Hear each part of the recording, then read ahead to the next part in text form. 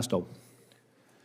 Thank you, Mr. Chairman. Mr. Scott, thank you. Thank you for meeting with me. Thank you. Congratulations on your nominations. We talked a little bit about this, about the impact on travel in general, international, national travel, but particularly international. As you well know, CBP is responsible for ensuring the safe, lawful, and efficient processing of the millions of tourists and visitors who travel in the United States each year. Travel experts are already estimating the number of people arriving in the U.S. from abroad to decline by about 9.4% this year, and travel spending to fall 12.3%. That's a $22 billion annual loss to this country. I'm seeing this in projected declines in revenues and job losses in Nevada as well. And I've seen reports of concerning CBP practices that are discouraging visitors from traveling to the United States. So from your perspective, is CBP as an agency aware of the essential role it plays in the travel and tourism industry? And can you talk a little bit about your priorities there? Sure. Thank you for that question. CBP is very aware of our responsibility to keep trade and travel moving. It's written right into our mission statement, but it's not just something on a screen. It's part of the conversations all the time because I'd mentioned a little bit earlier, national security and the economic security of this country is just as critical as to many of the other factors that CBP has to deal with on a daily basis. So there's a lot of discussion about something as simple as staffing lanes at an airport or getting cargo coming through and the messaging.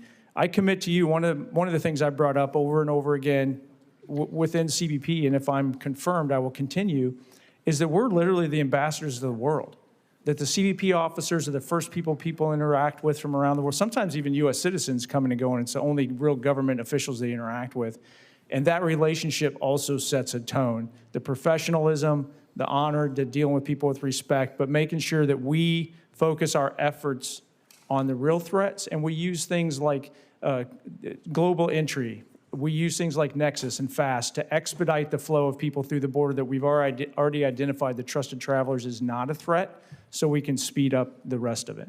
Thank you. I have sent a letter to the DHS Secretary and others in the administration about the negative effects the actions of this president and the cabinet are having on the trillion-dollar travel economy. I thank you to the chairman and ranking member for putting it into the record.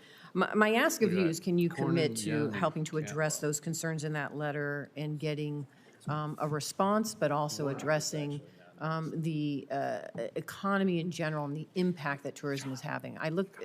Hopefully you can commit to that, and then I look forward to working with you further on it as well. I'm not familiar with what specifics in the letter, but I commit to you that I'm open to conversations, and I will work with everyone in this committee and in the Senate to make this country safer, and that includes expediting the flow of legitimate trade and travel. Thank you. And we talked a little bit about this in my office as well, but obviously the CBP's border security mission is critical. It's really critical to the safety of our country. And should you be confirmed, what is your vision for our border operations during your time as commissioner? Could you restate that? I'm sorry. Sure. What is your vision for our border operations during your time as commissioner?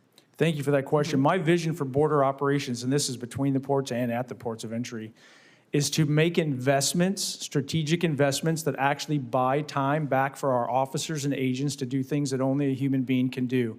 That face-to-face interview. One of the questions earlier, more in a land border environment, was about children being trafficked. The number one way that we've ever identified children being trafficked is by a face-to-face interview.